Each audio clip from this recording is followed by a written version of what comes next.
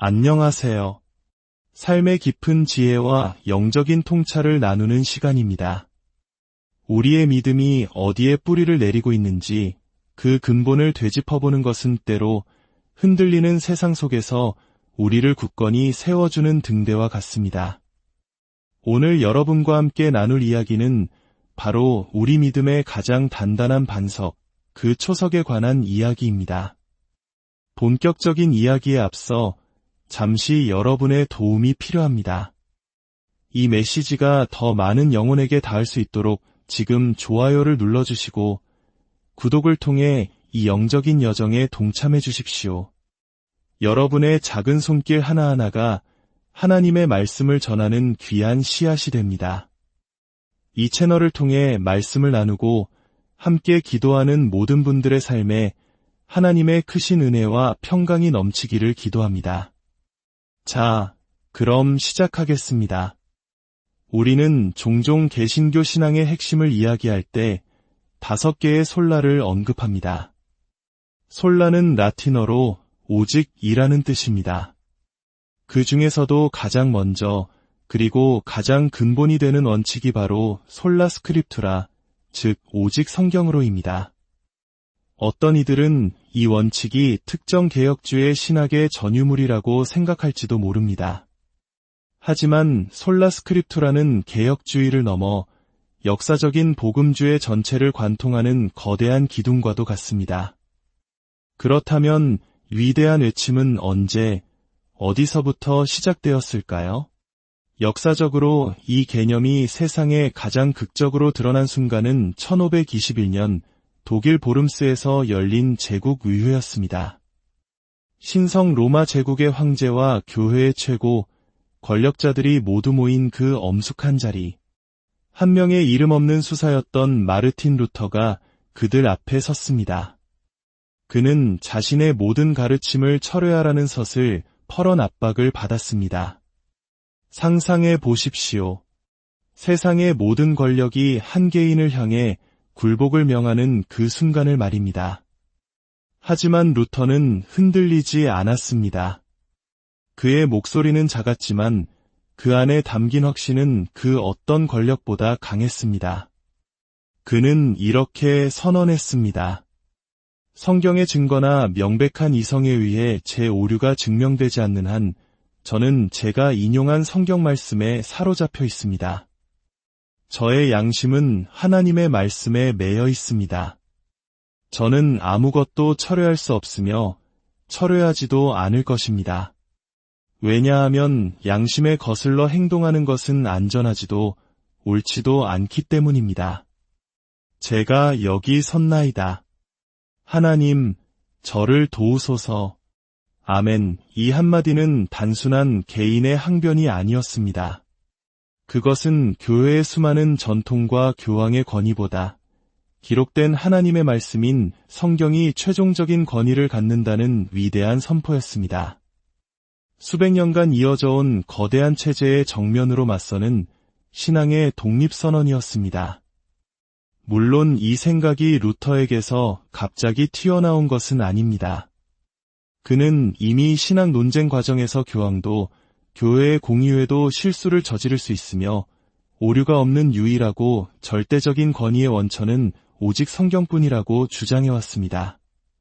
그렇다면 오직 성경으로 이 오직이라는 말은 정확히 무엇을 의미하는 것일까요?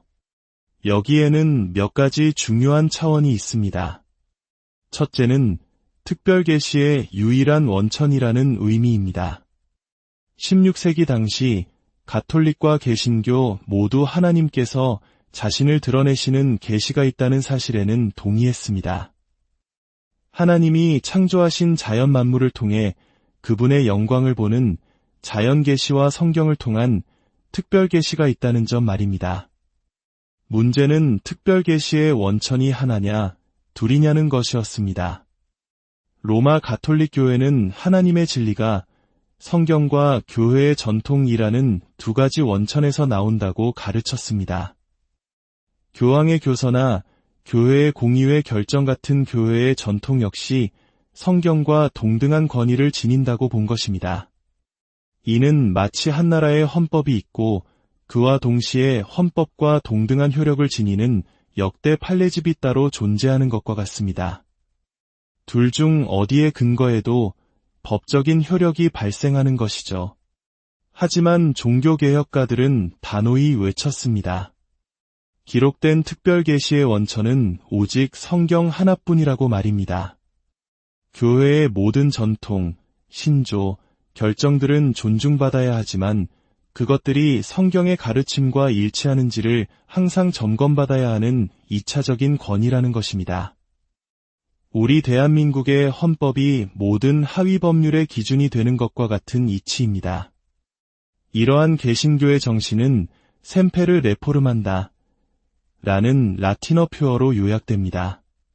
교회는 항상 개혁되어야 한다는 뜻입니다. 교회는 스스로의 신앙 고백이나 전통조차도 끊임없이 성경의 빛 아래에서 비추어 보고 잘못된 부분이 있다면 성경에 따라 고쳐나가야 할 의무가 있다는 것입니다. 그래서 개신교의 신앙 고백서 서문에는 거의 예외 없이 이 신앙 고백은 오류가 있을 수 있으며 오직 성경만이 무오한 하나님의 말씀이다 라는 겸손한 고백이 담겨 있습니다. 둘째로 솔라 스크립투라는 양심을 묶는 유일한 절대적 권위를 의미합니다. 이것은 다른 모든 권위를 부정한다는 뜻이 아닙니다. 우리 삶에는 가정, 교회, 국가 등 다양한 권위가 존재하며 우리는 그 권위에 순종하도록 부름받았습니다. 하지만 그 어떤 인간적인 권위도 우리의 양심을 절대적으로 속박할 수는 없습니다. 우리의 양심을 온전히 묶을 수 있는 권위는 오직 하나님의 말씀, 성경뿐입니다. 신학과 교리에 대한 모든 논쟁은 최종적으로 성경 앞에서 그 답을 찾아야 합니다. 셋째로 솔라 스크립투라는 성경의 신적 기원, 즉 성경의 무오성과 축자영감서를 포함하는 개념입니다. 성경은 인간 저자들을 통해 기록되었지만 그 궁극적인 저자는 바로 성령 하나님이시라는 믿음입니다. 하나님께서는 오류가 없으시기에 그분의 감동으로 기록된 성경 역시 오류가 없다는 것입니다. 어떤 이들은 성경의 무오성과 같은 개념이 17세기에 등장한 개신교 스콜라주의가 만들어낸 발명품이라고 주장하기도 합니다. 이성주의 시대에 확실성을 추구하던 신학자들이 심리적인 안정감을 위해 만들어낸 교리라는 것입니다. 과연 그럴까요? 종교개혁의 거장 마르틴 루터의 목소리를 직접 들어보시죠. 루터는 이렇게 말했습니다. 이 책의 저자는 성령 자신이며 만물의 창조주이신 하나님이시다. 또한 성경은 사람에 의해 기록되었지만 사람에게서 나온 것도 사람의 것도 아니요 하나님에게서 나온 것이다. 그리고 결정적으로 그는 4세기 교부였던 아우구스티누스를 인용하며 이렇게 말합니다. 성 어거스틴은 히에로니무스에게 보낸 편지에서 나는 오직 성경만이 오류가 없다고 배웠다고 말했다. 보십시오. 루터는 17세기 학자가 아닌 무려 4세기의 교부 아우구스티누스를 인용하며 성경의 무오성을 이야기하고 있습니다. 이 믿음은 16세기에 갑자기 생겨난 것이 아니라 교회의 역사 속에서 깊이 뿌리내린 신앙의 고백이었습니다. 우리 한국의 믿음의 선조들이 일제의 핍박과 25전쟁의 포화 속에서도 목숨처럼 성경을 지키려 했던 이유가 바로 여기에 있습니다. 성경은 단순한 종이책이 아니라 살아계신 하나님의 음성이며 오류 없는 진리의 말씀 그 자체였기 때문입니다. 마지막으로 솔라 스크립투라는 성경 해석의 원리와도 깊이 연결됩니다.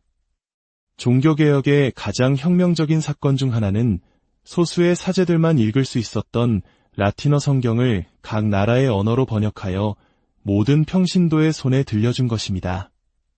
루터는 독일어로, 위클리프는 영어로 성경을 번역했고 그들 중 일부는 그 일 때문에 목숨을 잃기까지 했습니다. 왜냐하면 그들은 사적 해석의 원리를 믿었기 때문입니다. 모든 그리스도인은 스스로 성경을 읽고 해석할 권리와 책임이 있다는 것입니다. 물론 이것이 자기 마음대로 성경을 왜곡할 권리가 있다는 뜻은 결코 아닙니다.